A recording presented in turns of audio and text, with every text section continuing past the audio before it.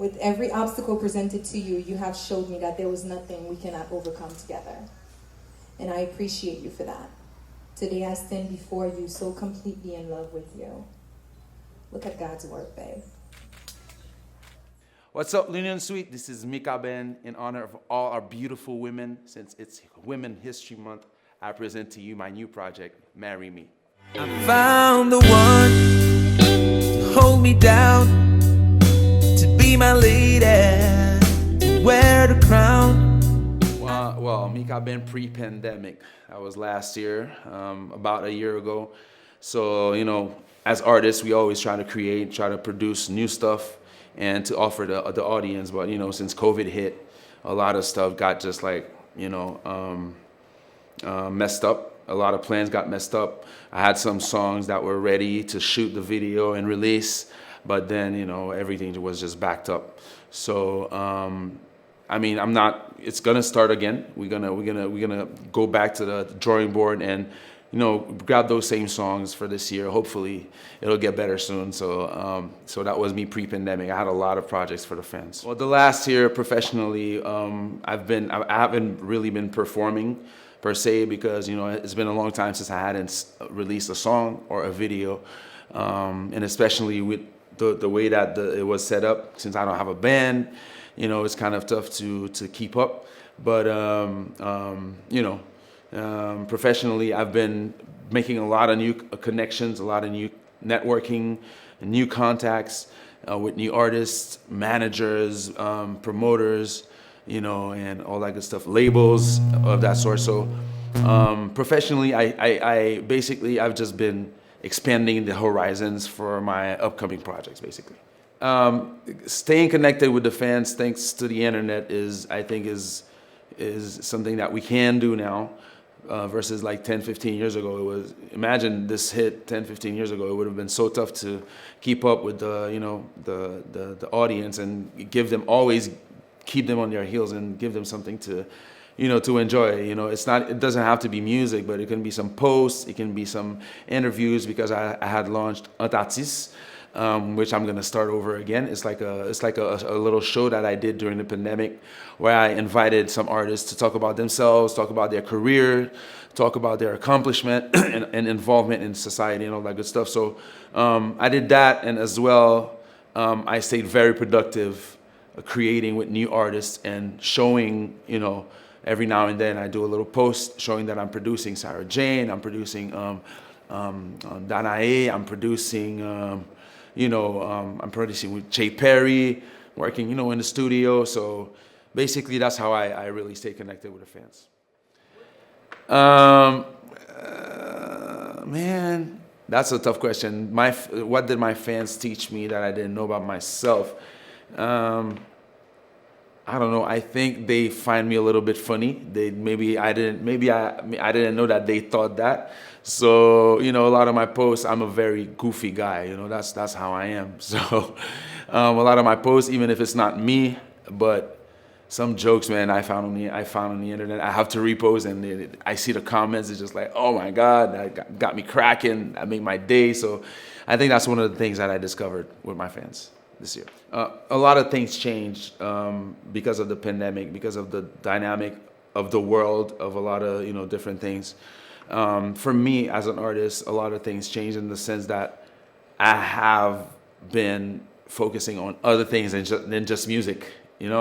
So as an influencer, as an entrepreneur, as a brand ambassador, developing new relationships with businesses and ventures, investments, and all that good stuff. So as an artist, it's just a matter of trying to expand your knowledge first, your network, and your income sources. So it's not you don't just depend on music, but you need to have businesses and partnerships with companies and brands, so that you can keep your financial flow going. So this is a big change for me. I think not just for me, for a lot of other artists. They just trying to look, in different directions to see how they're gonna make money and have sustainable businesses.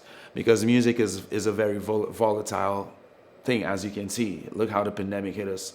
I was looking at some numbers, SACEM numbers in France. I think it's down 72% for music and 90% for concerts. That's really like, this is crushing. As an artist, I just learned to not focus solely on music. Last year was the year of much more activism from around the world. It's not just in Haiti, it's not just in the States, but everywhere. It seems like there's like a conscious awareness that's happening. So a lot of people are really getting to understand a lot of things in a different way, and a lot of people want to be involved so that they can see the changes, the permanent changes that's going to help us thrive as a civilization. So it's not just in Haiti, but me, I'm going to speak about my own experience. In Haiti, I've always been an activist. I've always been like that. I've always been very verbal, like an open book. I criticize a lot sometimes. It makes me enemies, but at the end of the day, I think the truth will always come out, and the truth is always my north star. That's what I hang on to. I hang on to the truth, whether or not I get criticized, I get bullied on the internet. I don't care, because at the end of the day, that's how I was raised. I was raised with character, and I always do the right thing. So I know, unfortunately, that especially the social media, a lot of people get how to say that, hyped up, right? They get hyped up and they get caught into hypes and they follow trends, and then even if the trend is not a good thing for them, but the fact that it's trending, they're just gonna follow it. But this is not me. I'm not a follower, I'm a leader, I'm a trendsetter. So I always tend to be against the status quo. I always tend to be a very, very activist person. This is not gonna change. It's not that I'm not gonna be walking in the streets with signs and all that good stuff, but I will always utilize my platforms to raise awareness, to raise, to talk about the truth. Even though it hurts me sometimes, I know it hurts my brand. I've been speaking to my team. They be like, "Yo, Mika, you gotta chill," but sometimes it's just like, man, it's unfortunate that people just don't realize that there's so many other ways that we could have been living and functioning and being in relationship with each other. It would have been so nice if everybody could get a head start, for example. So last year I released a song that's called "C'est Système qui blow." I think that's more than a year ago, but it's like, you will get criticized, but at the end of the day, I'll always speak the truth. Okay, holiday in Haiti for December was normal. This is crazy because within all that's going on in the world, the pandemic is spreading out. France is closing, Europe is closing, New York is closing. Even here in Florida, it was not as it used to be. But I don't know, man. Maybe in Haiti, maybe something is protecting us in Haiti. I'm not saying that there's no COVID in Haiti, but I'm saying it's a fact that we're not as ill. We don't get as sick as the rest of the world, for a reason that I cannot explain. I think even some specialists cannot explain it so far. Now, as far as myself, what I did was something totally different. It's a project that when I say we, it's me and my team, my family especially, we've been working on for a long time.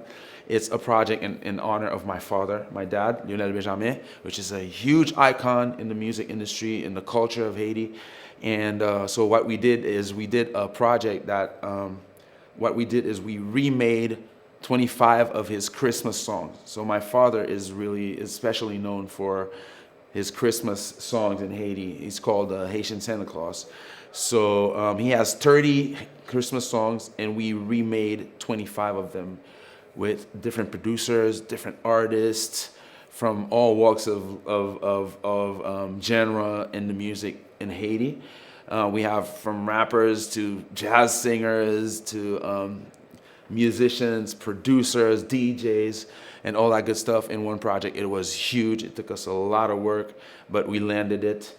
and it's called Abdenuel. It's actually available on all the platforms if you guys want to go check it out. It's on YouTube, it's on iTunes, Spotify, and all that good stuff. And it's a start for a tradition that's gonna keep going for every year. Every year we're gonna be very involved in what they call the Christmas season, especially in Haiti and in the Haitian diaspora in the States and Canada and France and all that good stuff.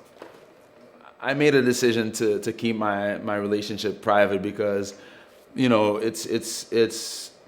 have to understand, as public figures, we always have outside influence coming into our lives. So we got to be very careful, how we engage our privacy with the world.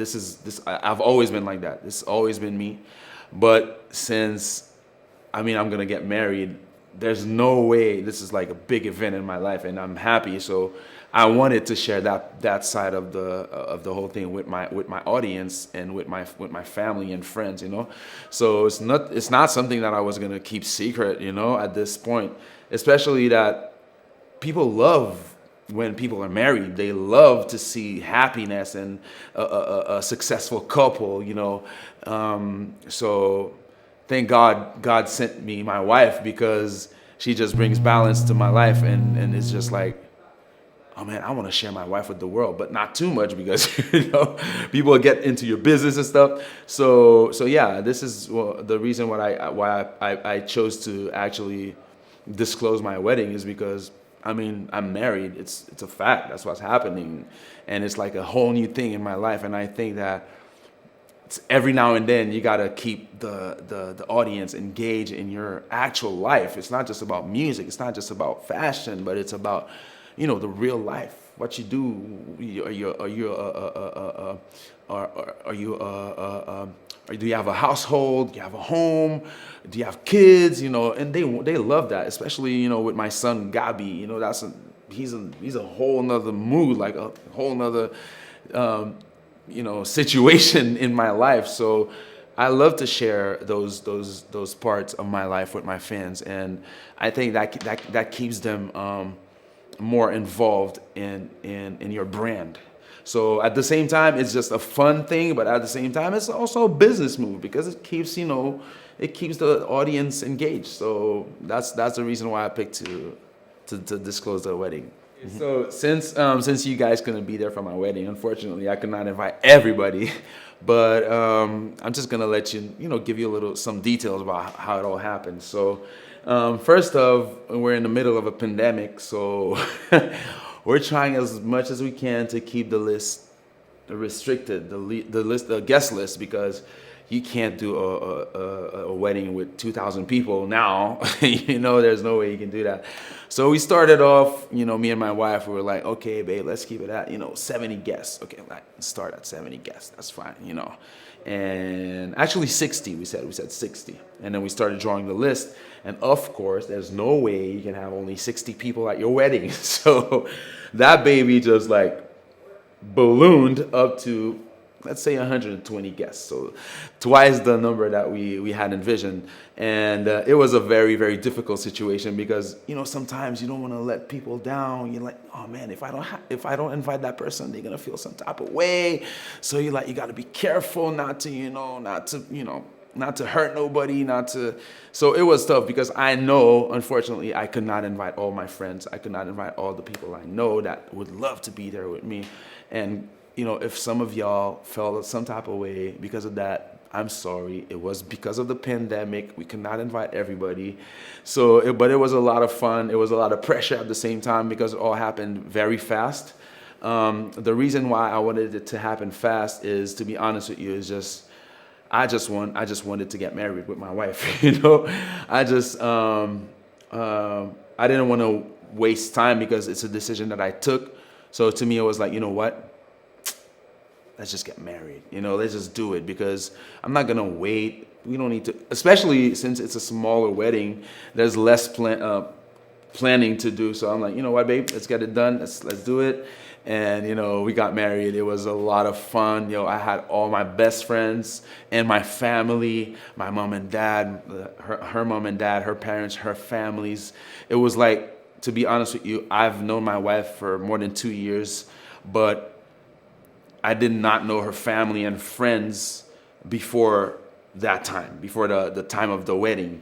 And in 1 week, we just like clicked, and it was so much fun. It seemed like both families always knew each other at the wedding, you know. So it was so much fun. My favorite part in the wedding, to be honest with you, I'm gonna say is I don't know, man. There was so many like highlights in that wedding. One of them is I sang her a song that I had written for her to propose, and this song is called "Marry Me." And I think this is one of the biggest highlights for me at the wedding is I sang the song, and everybody was like, "Oh my God, what is this song? Who made it? How can I get it? Is it on iTunes? Mika, is that you?" I'm like, so when I saw those reactions on the web, on the social media, everybody's just like, "Yo, what's that song?" So I'm like, "Oh man, definitely, babe. You know what? I know I wrote it for you, but you'll have to share it with the world." So this is another development that happened around the wedding. So what we did is we actually created a song, a video with actual footage of the wedding. So this is just like a whole, like, it's a mood. People are gonna just go crazy over that one. So the most interesting part about this project, the "Marry Me" song, is the fact that the song, the video is actual footage. It's not like there's no acting, there's no, set up. It's just like a wedding video, right? So, and it's gorgeous. I can't wait for you guys to see this one. And the song itself was written back in Montreal. I was visiting my son, that he lives in Montreal. He lived in Montreal because he moved to Florida. That's another blessing in my life right now. Oh, so good. I'm so grateful for that.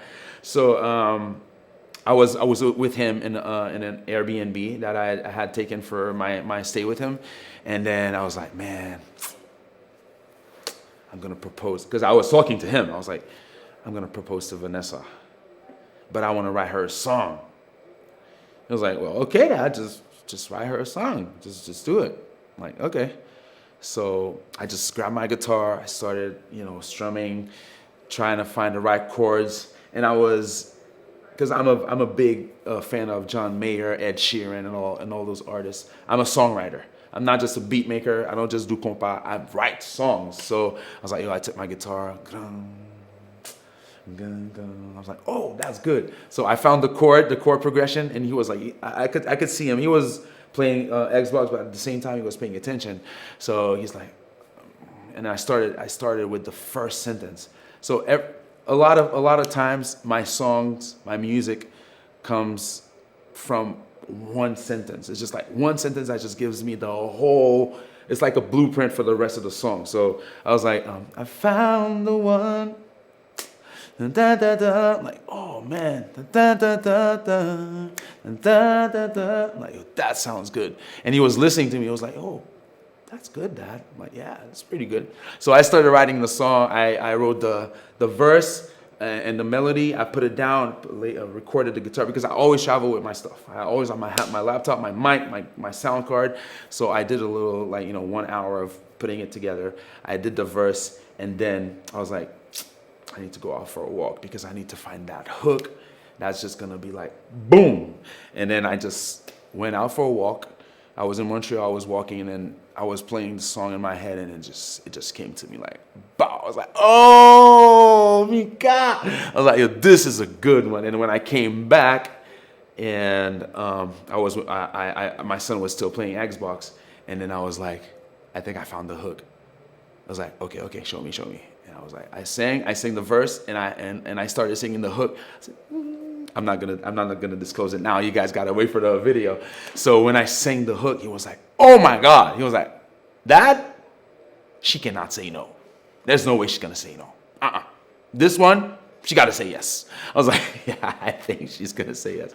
So it was a fun time, creating the song, and I got him to sing on the song. So his voice is on the actual hook. So I'm so proud of my son, and I'm so proud of my wife. and I'm proud of everything that's been happening in my life. I know a lot of people just don't know all those details. So this is one of the testimonies. The song is going to be a testimony of all that I've been, working on, and I can't wait for you guys to enjoy this one, man. I'm eager for it to come out.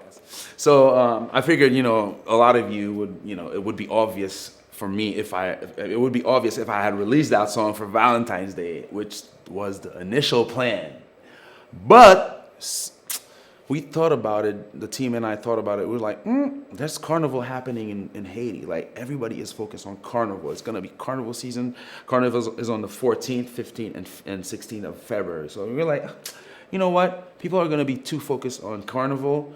So there's no reason, there's no rush. Because at the end of the day, next Valentine's Day, guess what? This song is going to be a Valentine song. It doesn't matter because it's a love song. It's,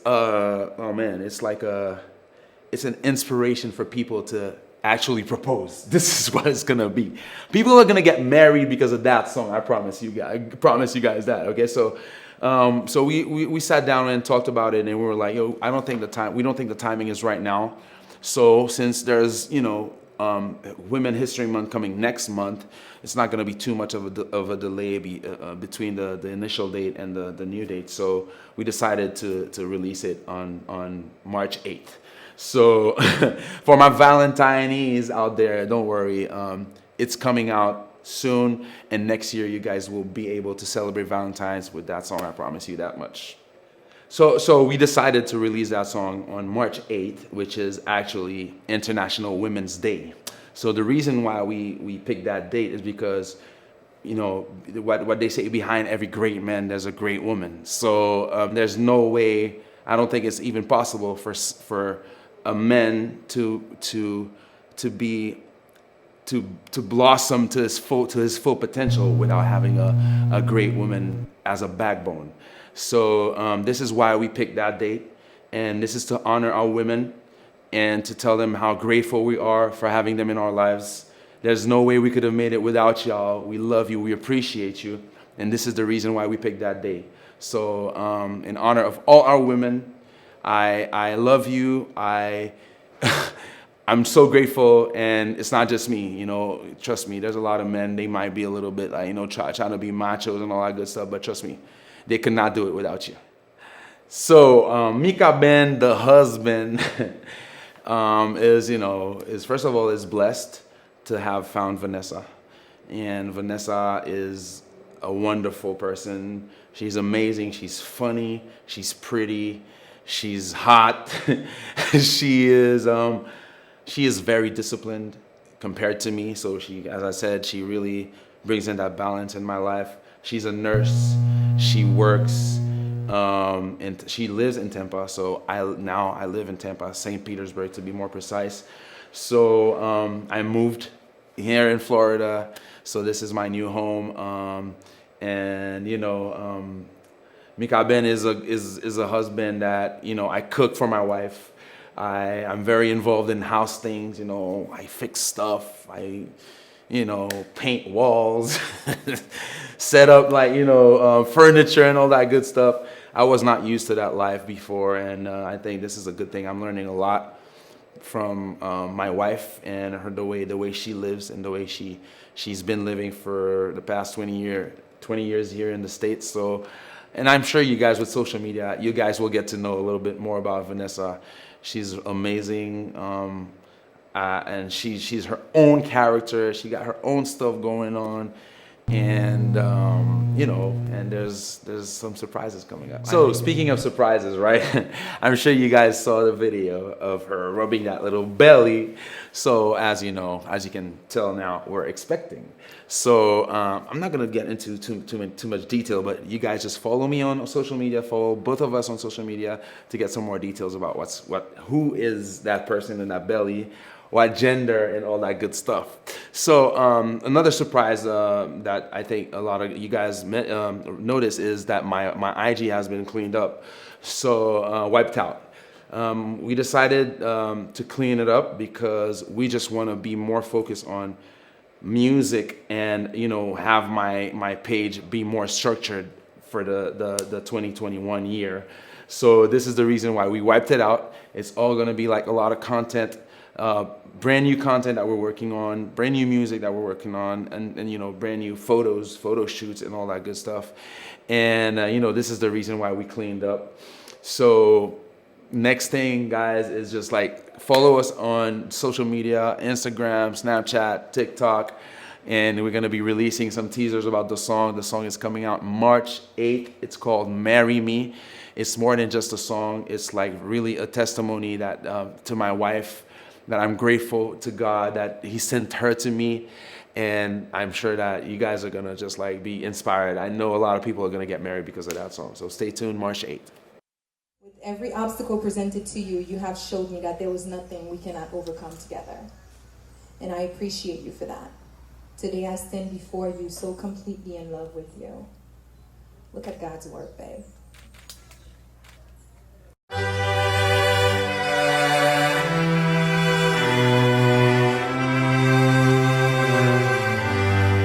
I found the one to hold me down, to be my lady, to wear the crown. I found the one to make me whole again, make me whole again.